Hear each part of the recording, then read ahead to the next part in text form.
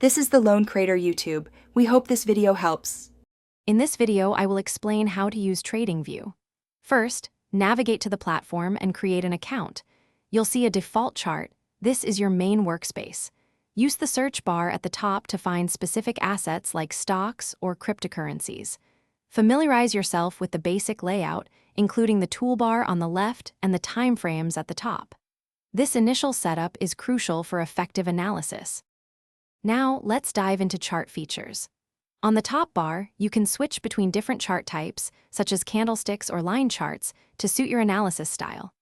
To add indicators, click the Indicators button and search for popular ones like the Moving Average or Relative Strength Index.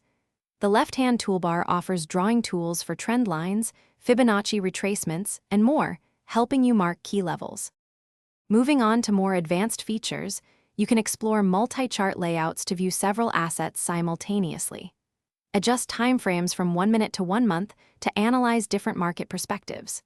Setting up alerts is simple. Right-click on the chart or use the alert icon to get notifications for price levels or indicator crosses. Don't forget to check out the community section for shared trading ideas and custom scripts.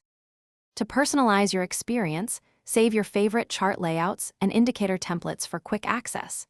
This saves time and maintains consistency in your analysis. Explore the vast library of user-created indicators and strategies to enhance your trading approach.